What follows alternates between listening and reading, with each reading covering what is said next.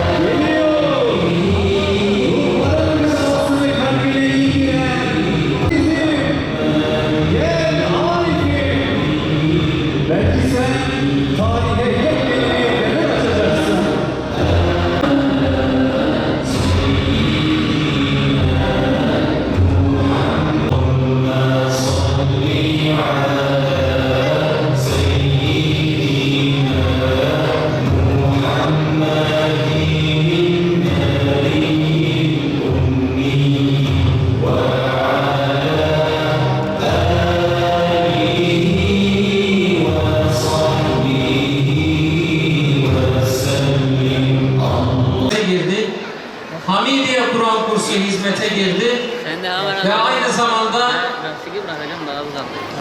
yenileri devreye girecek ve bu hizmetler devam edecek. Sahne sığmıyor artık. Henüz kız öğrencilerimiz yok. Hocalarımızı kuvvetli bir şekilde alkışlayalım inşallah.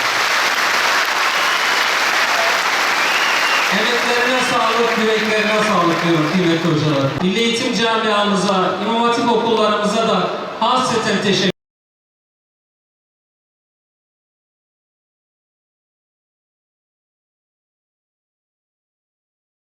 ederim. Doğuşunu, müjdesini kendine icra etti. Bir yol haritasıdır. O giderken bize bıraktığı manevi mirastır. herkes gibi, diğer hatipler gibi bize bu günleri nasip eden Yüce Rabbime hamd ederek başlayayım ve içinde bulunduğumuz Mevlid-i Nebi haftanızı benim göremediklerim için Kadir Gecenizi de tebrik ederim. Kıymetli misafirler, çok güzel bir ortam. Çok özel bir program. Şu kürsüye çıkan herkesin ne kadar heyecanlandığına şahitsiniz. Ben de dahil. Çünkü ne desek az. Kur'an'dan konuşuyoruz. Hafızlıktan konuşuyoruz. Tüylerimizi diken diken eden bir konudan konuşuyoruz. Eminim her birimiz biraz önce benim gibi bu sevgili evlatlarımız ve onların hocaları bizim aramızdan nur taneleri gibi süzülüp inerken duygulandınız.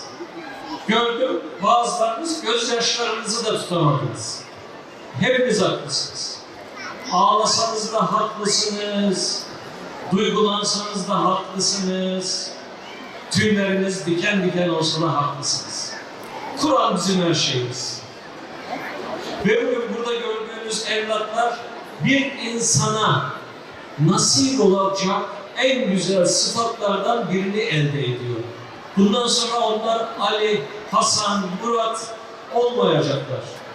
Hafız Ali, Hafız Hasan, Hafız Murat olacaklar.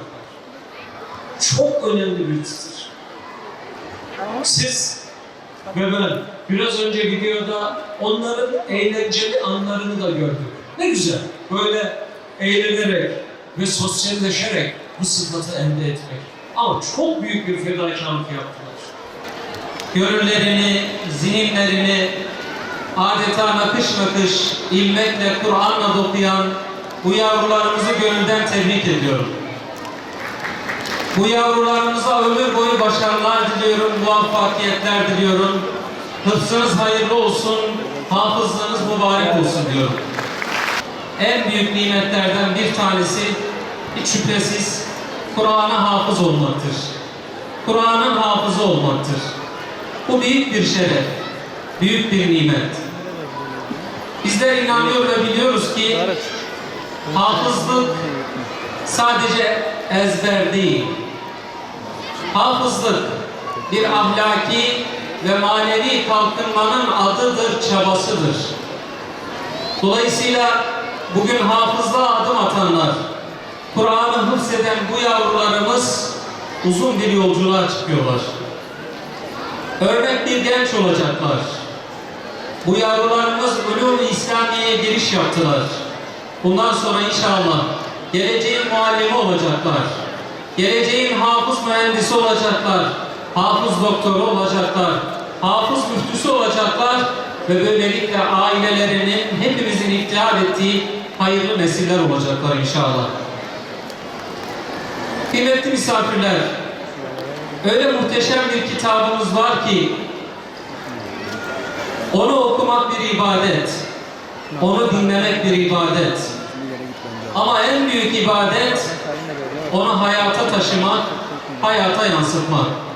İnşallah bu yavrularımız bu aldıkları eğitimle ulvi bir emaneti, mukaddes bir emaneti yüklenmenin bilinciyle hayatlarını yaşayacak ve sürdürecekler.